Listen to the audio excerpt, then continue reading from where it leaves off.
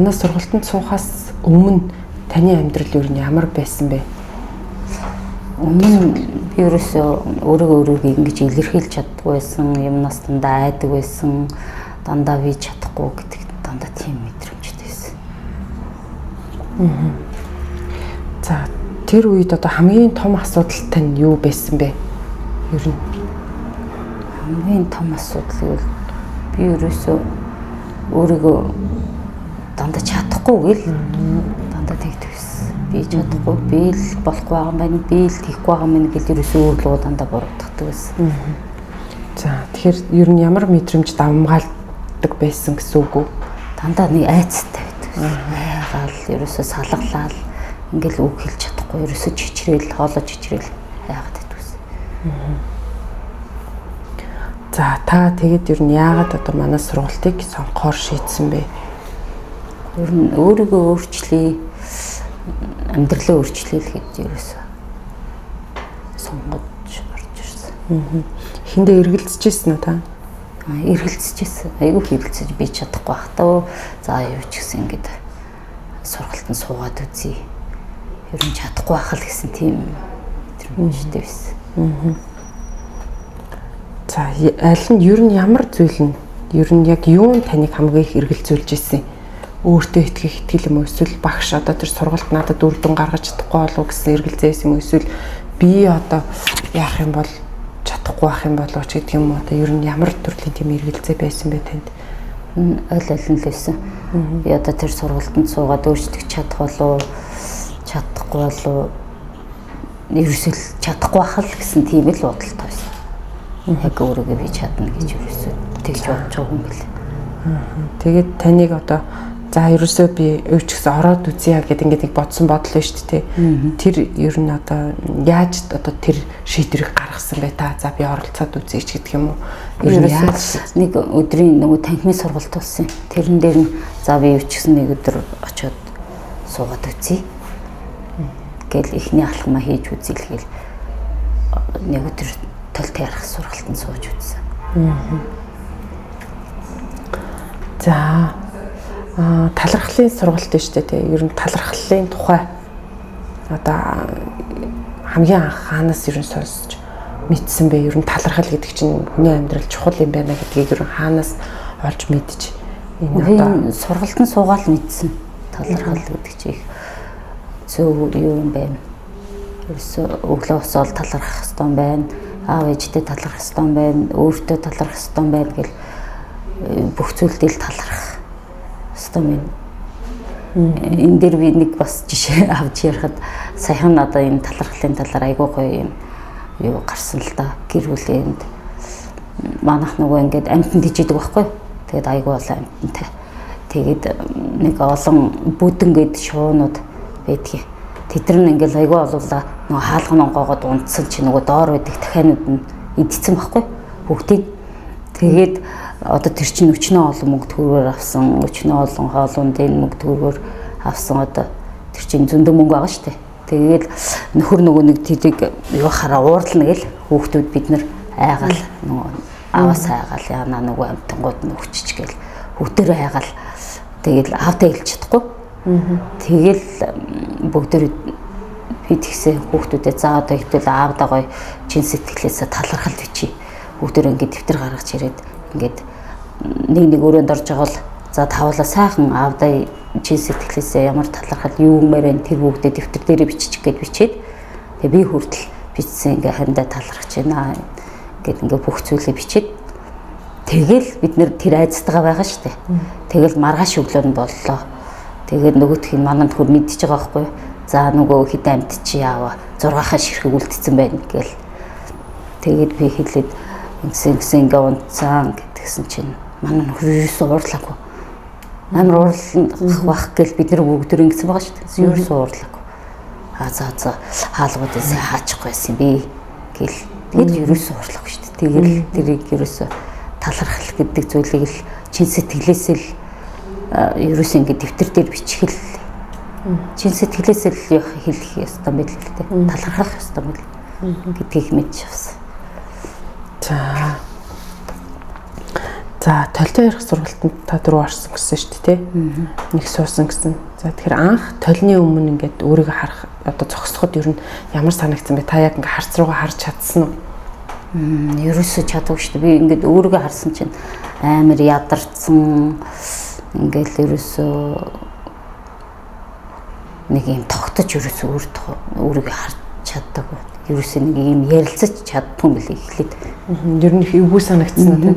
Эвгүй. Тэгээд сүүлдээ нөгөө толь руу хараад ингээд нөгөө өглөө болгон босоод ингээд явахаар өөрөө ирэхгүй ингээд энийг төрөөд идэв лээ. Өөрийгөө хараад нэг гоё. Өөрийгөө магтаал ерөөсөө өглөөд ингээд магтчаамэр юм лээ. Бид нар чи ерөөсөө өөрийгөө магтсан байлаа шүү дээ. Толинд хараад ерөөсөө өглөө босоод би чи хөөрхөн шүү, царайлаг шүү, би чи мундаг шүү гэл ингээд ерөөсөө өөрийгөө л магтчих юм билээ.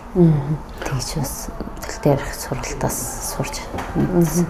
Өмнө нь болохоор нөгөө нэг талент харахаараа л өө би ингээд үрчлээ нэмэгдсэн байна. Өө би ч бүр ялгарсан байна. Иш миний байж байгаа царай миний үс зүстэгцэн байна. Нүд ингэсэн байна гэж ерөөсөө нөгөө өөрийгөө дандаа ингэж голж хараад байдаг гэсэн биз дээ, тий? Дандаа муугар хардаг гэсэн билээ. Өөр гараал хөөх идэв би бүр ядарч чижээ, энд үрчлээ тогтчиж бүр царай алдчиж дандаа тэгж муугар ерөөсөө хардаг гэсэн билээ толиндоо. Одоо бол эргээр дандаа бүх юмыг эргээр хардаг болчиход байгаа шүү дээ. Өглөө босол бүх зүйл талархна, өглөө босч байгаадаа талархна, нарандаа талархна, өөрийгөө хараад талархна, хөөрхөн байна, сайхан байна, бүх зүйл өөрийгөө магтаад. За. Коуч уулзалтанд ингээд та 4 удаагийн уулзалт авсан шүү дээ, тий? За, коуч уулзалтанд орохоос өмнө одоо юу хамгийн их таныг ингэж зоож исэн ер нь ямар мэдрэмж ч гэдэг юм уу? Одоо амьдралын ямар нэг асуудал ч гэдэг юм уу? Коуч уулзнаас өмнө ерөөсөө манай амьдрал би нэг уур уцаартаа, нөхөр нэг л уур уцаартаа, хүүхдүүд нэг хоорондоо хэрэлдсэн ерөөсөө нэг юм дандаа тийм сөрөг тийм байсан. Ерөөсөө хоорондоо ярилцдаггүй, би ч нөхөртөө ерөөсөө ярилцдаггүй. Тэгэл хоёулаа хоёр тал бодлоо бодчихвол тэгэл би л өөрийнхөө бодлыг бас нөхөртөө амар их тулгадаг гэсэн мөлий. Одоо ингэх гэж байгаа юм чи ингэж байгаа юм байна гэл өөрөө л тэрийг бодчихдаг. Тэрийг нөхөртөө ерөөсөө ярилцдаггүй. Нэг юм байсан. За та нууц биш бол одоо яг ямар блок эхлээд тайсан бэ гэдгээ нэг одоо блокоо ингээд жишээ болгоод яриад өгөөч. Би хэд хэдэн блок гаргасан л да. Багада нэг согтун үнээс айсан тийм блокоо гаргасан. Жоохондоо л зүгээр нэг согтун хүн намайг гинт барьж аваад хөөе гэл ингээл барьж аваад нэг юм гудамд явж байгаад тэгэл тэгэхээр би хөөе яах гэдэг юм бэ гэл тэгэл айгаал зүгтаал зүгтсаар гал гэртээ орж ирэл тэгэл би ерөөсө тэрнээс блок авсан байсан байхгүй. Тэгэл би одоо ерөөсө байнгын нэг юм согтун үнээс айдаг тийм мэдрэмжтэй болчихсон. Тэгэл нэг согтун мохлоо яана тэнд согтун байна гэл ерөөсөө ийм эцтэй болцсон мөлий. Тэр ерөөсөө өөрөө мэддгүйс. Тэгээ багш дээр ирээд тийм блок байсан мэдээд тэгээд согтун эрэгтэй хүнээс л юу найдаг тийм юм болцсон. Тэр л ерөөсөө багын тийм блокуд байт юм хэлээ л дээ. За өмнөх та одоо ингээд нөгөө коуч уулзалт авахаас өмнөх өөрийгөө яг одоогийн ингээд 4 удаагийн коуч уулзалт авсан. Тэгээ өөртөө харьцуулбал ер нь одоо ямар ялгаа байна? Байна. Би чинь өмнө чинь ерөөсөө нөхөртөө ярилцдаггүй байлаа. Хүүхдүүдтэй аж байнга цагнаастаа өөрөө байнга уур уцаартаа юмыг дандаа муугаар ингэж хардаг байсан билээ. Одоо болохоор ерөөсөө би нөхөртөө ярилцж байна, хүүхдүүдтэйгээ ярилцж ойлголж байна. Нэг нэгээ сонсох хэрэгтэй байна. Өөрийгөө сайхан хайрлах юм хамгийн түрүүнд ерөөсөө өөрийгөө л эхэлж хайрлаж би гэр бүлээ хайрлаж ах юм байна гэдгийг ерөөсөө ойлгож авсан. Бүх зүйлийг амар эргээр хардаг болсон л доо. Одоо яг өөрийгөө ер нь ямар хүн болцсон байна гэж бодож байна. Ер нь одоо юу гэдгийг цаашид би одоо тийм юм хийх чадвартай байна ч гэдэг юм уу, эсвэл надад маш их одоо тийм потенциал байсан байна ч гэдэг юм уу, эсвэл одоо юу гэдгийг би ингээд эерэг одоо сайн хүн болчлаа ч гэдэг юм уу, нэг ийм тодорхойлолт байна уу танд? Би одоо ер нь амар өөртөө итгэлтэй болчиход байгаа. Ингээд хүний өмнөөс би ерөөсөө юм ингэж ярьж чаддгүй байсан. Одоо ерөөсөө гар салгалаад хүчрээл ерөөсөө одоо ерөөсөө амар өөртөө ихтэй юмнаас санаа зовхгүй өөрийгөө хэлдэг болчиход байна. Амар ихтэй одоо би бүр их том юм хүсэж мөрөөдөж одоо мөрөөдлөө биелүүлнэ гэсэн айгүй гоё том хүслэгтэй байгаа.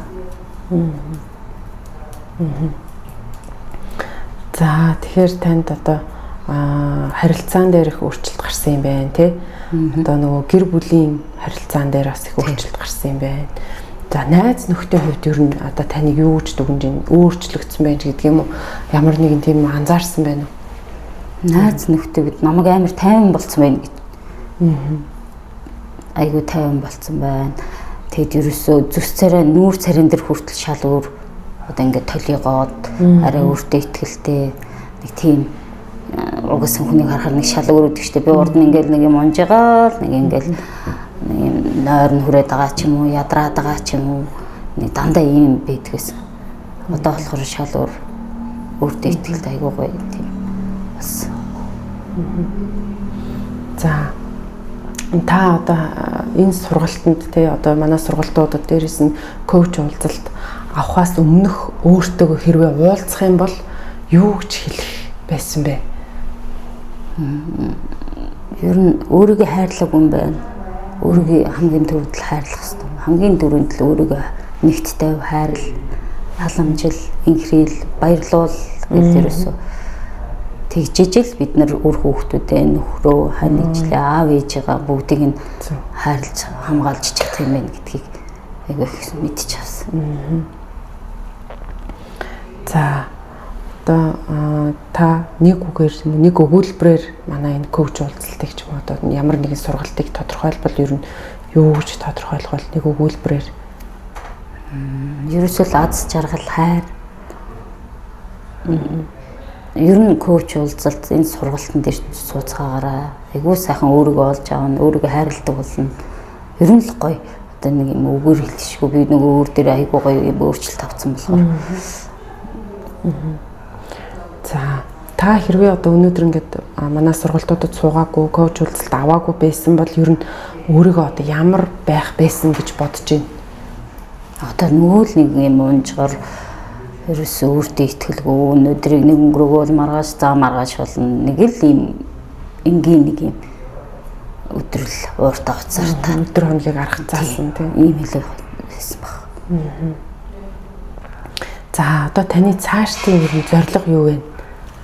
Ер нь одоо ингээд энэ сургалтуудад ороод ингээ өөрийгөө нээгээд ингээд ирэнгут мэдээж одоо ирээдүйг гэрэл гээгээтэй болж байгаа шүү дээ. Тэгэхээр би тэг нэг гэсэн ямар нэгэн гоё одоо өөртөө тавьсан зорилго байна уу тань? Бэлгүй яг уу. Би одоо багшийн энэ сургалтыг улам өргөжлүүлээд тэр 555 гэсэн сургалтанд сууж хүслээ бас биелүүлэе гэж бодож байгаа. Бас тэр мөрөөдлийн мөрөөдлийнхаа самбарыг хийж тавь. Хүүхдүүдээрээ бүгднгөөр мөрөөдлийнхаа самбарыг хийлгүүлээ. Одоо өөрийн одоо ерөөсөө байртай болно, машина улам томруулна гэж хүсэл мөрөөдөл бол зөндөл байна. Айгүйх. За одоо манай ингээд сургалтанд суух гад яах эсгээ шийдэж чадахгүй ингээд эргэлзээд явж байгаа хүмүүст зориулж та ер нь юу гэж хэлмээр байна?